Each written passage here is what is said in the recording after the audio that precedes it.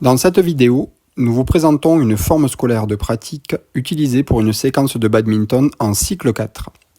Cette séquence est enseignée dans un collège REP+, avec une classe de 4e de 21 élèves, au profil peu sportif, au sein de laquelle l'amélioration des relations entre garçons et filles constitue un besoin prioritaire. Ce besoin sera pris en compte par une des deux compétences visées. Les élèves ont déjà vécu une première séquence de badminton en fin de cycle 3, 2 ans auparavant. Ils travaillent pour développer prioritairement deux compétences. Enrichir son répertoire technique afin de mener à bien un projet tactique et coacher un partenaire, se faire coacher, jouer le rôle de sparring partner pour progresser et gagner ensemble. On retrouve dans ces deux compétences des attendus de fin de cycle 4. La forme scolaire de pratique se déroule tout au long de la séquence, permettant à la fois d'apprendre et de se repérer sur le parcours de ces deux compétences, grâce au score des matchs, grâce au classement et grâce au retour qualitatif observé. À échelle globale, la forme scolaire de pratique réunit en binôme un garçon et une fille au sein d'une même équipe. Chaque équipe dispute un championnat et chaque victoire, match nul, voire défaite, rapporte des points pour évoluer au sein de ce championnat.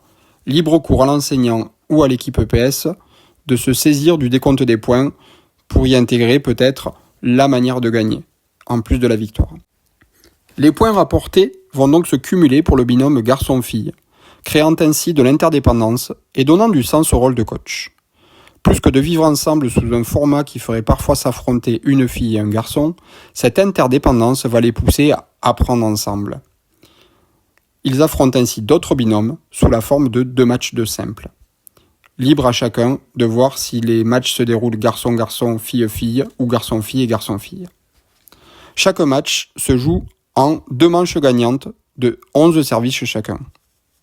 Avant chaque match, l'élève choisit un projet tactique parmi 4 proposés. Jeu dans la profondeur, jeu sur la latéralité, jeu basé sur la vitesse ou jeu de régularité et d'attente de la faute adverse.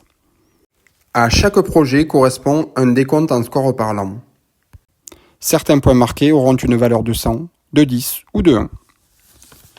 Le résultat de chaque manche renseigne donc directement sur le degré d'efficacité de l'élève dans le projet tactique choisi. L'élève coach remplit le score en cochant chaque point marqué par son binôme dans la case correspondante. Par exemple, pour un élève qui a choisi le projet jeu en profondeur et qui marque un point direct en lobant son adversaire, le coach cochera la case 100 points. S'ensuivra au fur et à mesure de la séquence une batterie de conseils et de guidage de l'observation qui permettra au coach de faire des retours qualitatifs à son joueur et donc d'orienter les situations d'apprentissage.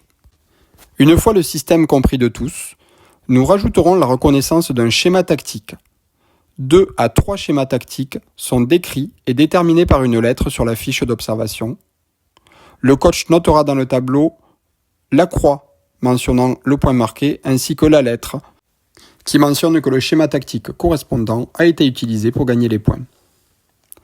Dans cette forme scolaire de pratique, le score a 2 objectifs principaux. Le premier est de renseigner directement l'élève, son coach et l'enseignant sur le degré de réussite du projet tactique utilisé et donc sur le degré de compétence atteint tout au long de la séquence. Le second objectif est d'orienter l'élève sur ce projet et donc de donner du sens aux apprentissages qui y sont liés et aux situations d'apprentissage qui seront proposées par la suite. En revanche, le score n'a pas pour objectif d'aider à discerner un secteur de travail prioritaire et donc d'orienter directement vers ces situations d'apprentissage. L'orientation vers la situation d'apprentissage passe par des critères qualitatifs qui permettront de déterminer les besoins prioritaires de chaque élève. Vous trouverez en complément de cette capsule quelques exemples de situations d'apprentissage que nous pouvons proposer entre les répétitions de la forme scolaire de pratique pour aider chaque élève à progresser dans son projet tactique. Chaque situation prendra également en compte le développement des rôles sociaux et de la compétence numéro 2, qui est de développer le partenariat et la coopération au travers du rôle de coach et de sparring partner. Lors de la prochaine séquence de badminton que les élèves vivront en classe de 3e, ils apprendront à renforcer l'efficacité de leur projet tactique, mais aussi à diversifier ces projets et enrichir le nombre de schémas tactiques pour éventuellement s'adapter à plusieurs types d'adversaires. Nous leur proposerons également un format plus autonome de gestion de compétition, type tournoi ATP.